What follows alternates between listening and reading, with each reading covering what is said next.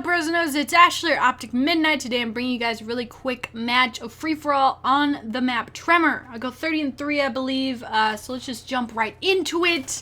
Today I want to talk about, a lot of people have been asking me, what do you think about Big T retiring? So I'll definitely cover that. And then I also want to talk about the results of UMG Philly, or Philadelphia, that happened this recent weekend. I don't know, I wanted to talk about competitive Call of Duty today, so I hope that you guys are strapped in. I'll probably talk a little bit about, obviously, since Big T is retiring, that is a subject. OpTic Gaming will be looking for a fourth player. Keep in mind that I have no advanced or, I guess, future idea or had knowledge even of who they will be picking up. So everything that I'm saying is pure speculation and just my opinion. So, anyway, what do I think about Big Timer retiring? You know, is it really his time to go? And for me, the answer is yes. You cannot make somebody do something that they don't want to do, especially competitive Call of Duty. Now, you might say, wow, this guy's job, technically, job title, is to live in a house and play video games and win tournaments. That is his primary objective at this point in his life. Why would you not want to do that? Well, there's a lot of things that lead up to that, you know, for, you know, Scumpy, established pro who's won, you know, many tournaments before.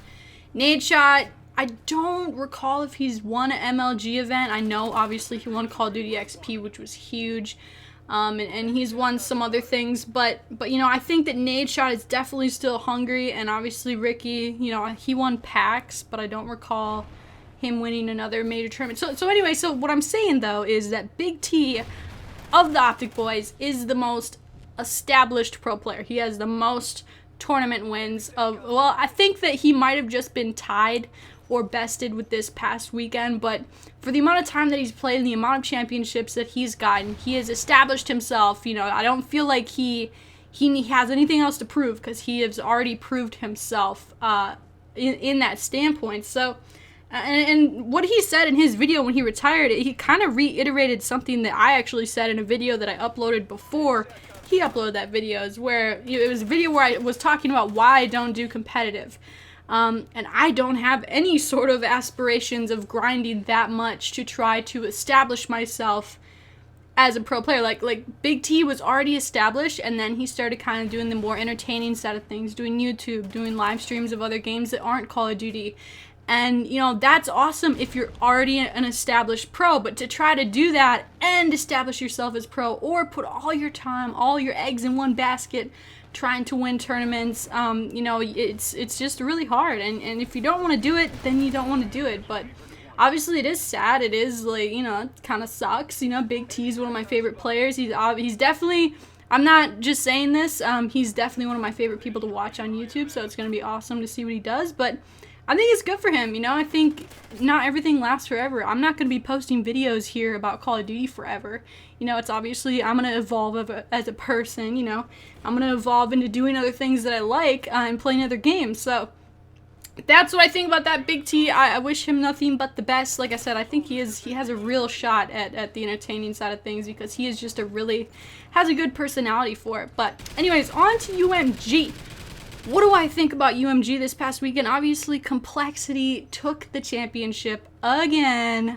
Same old story. They just keep winning. And what's surprising to me is that not only were they able to make a roster change and still win, Call of Duty Ghosts competitively seems like an inconsistent game, and I'm just a viewer. I can see the inconsistencies in the game. So the fact that Complexity is able to consistently win, albeit there are some really, like, you know, in Black Ops 2, how Complexity was just kind of running a train on everybody, that's not happening. These are close games. There's a couple of series, like Envy almost, you know, took them out. They could have, or was it FaZe? I think it was FaZe, not Envy. FaZe almost took them out. You know, it was really close games. It was actually insane. So, you know, although the games are close, they're still finding a way to win. They're still consistent, and you know, you can't do anything but give them props for that. Obviously, I wanted OpTic to win UMG. That wasn't in the cards. They obviously need to figure out what is going to be their saving grace, maybe? I don't know if I want to say that, but they need to change what they're doing, because what they're doing is not currently working. Nadeshot said after the event, he said they're under practice. He said before the event they're under practice, which is pretty obvious that they were. Obviously, Christmas had a lot to do with that. You know, Christmas, people have to go home to see their families. Family is super important, and I understand that. And when you move across the country to live and play games, you know, you have to go home to see your family sometimes, and Christmas is one of those times.